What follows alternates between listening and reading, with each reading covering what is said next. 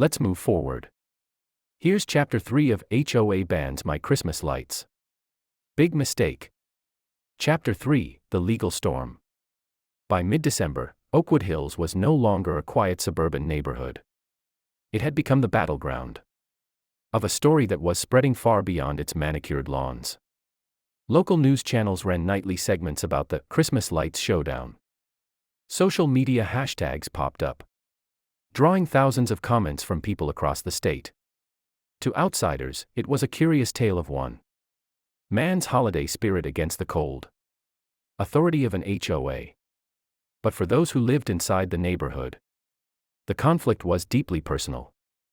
The HOA had filed official paperwork with the county court, accusing Daniel of violating community bylaws, creating public disturbances, and endangering the safety of residents. Their intent was clear. They wanted an injunction to force him to remove the decorations immediately, along with heavy fines to punish him for his defiance. To them, this was about more than just lights.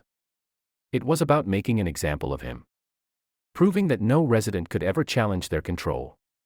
When Daniel received the court summons, he wasn't surprised. The HOA had escalated steadily, and this was the natural next step. For many homeowners, a lawsuit from the HOA would have been devastating, costly, time-consuming, and emotionally draining. But Daniel wasn't the type to back down. Instead of panicking, he reached out for help. And to his surprise, help came from places he never expected. One of Daniel's neighbors, a retired attorney named Mr. Lawson, knocked on his door the day after the summons arrived.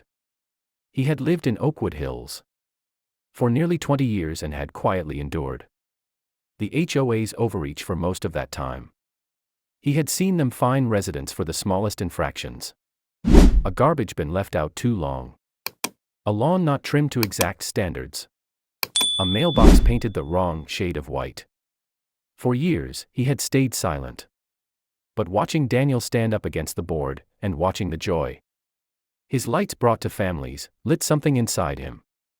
He offered to help Daniel with the case, free of charge. This was the first sign that Daniel wasn't fighting alone anymore. More neighbors began voicing their support, not just with decorations on their lawns, but with donations to help cover court fees and public statements to the media. Families who had been quietly frustrated with the HOA for years saw in Daniel's battle an opportunity for change. He had become more than just a man with Christmas lights, he was a symbol of resistance. Meanwhile, the HOA board doubled down. Karen and her allies were furious at the public backlash. To them, the narrative painted by the news was unfair. They insisted they weren't against Christmas or decorations, but rather against excessive violations of community standards.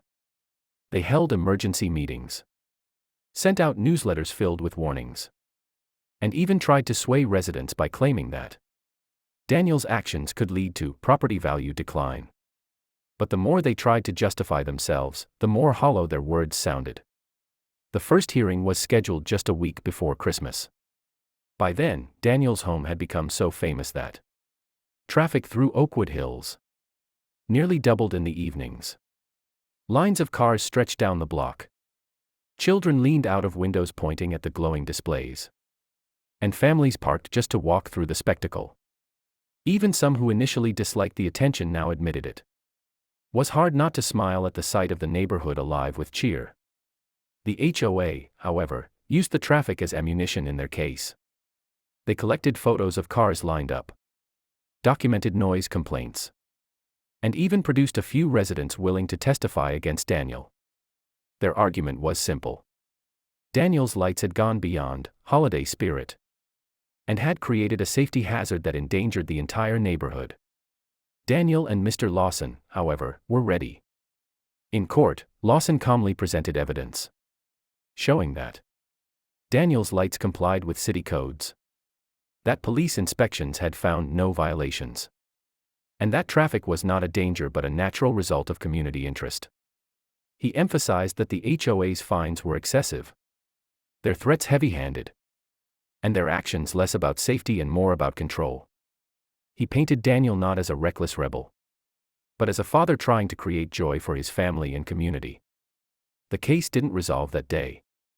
The judge scheduled additional hearings, meaning the battle would drag on past Christmas. But something significant happened in that courtroom. For the first time, the HOA's authority was challenged openly in a legal setting. And for the first time, many residents realized that the board's power wasn't absolute, it was vulnerable to pushback. Back in Oakwood Hills, the ripple effects were immediate. Inspired by Daniel's courage, more and more families began decorating their homes. First came small strands of lights, then wreaths, then full yard displays.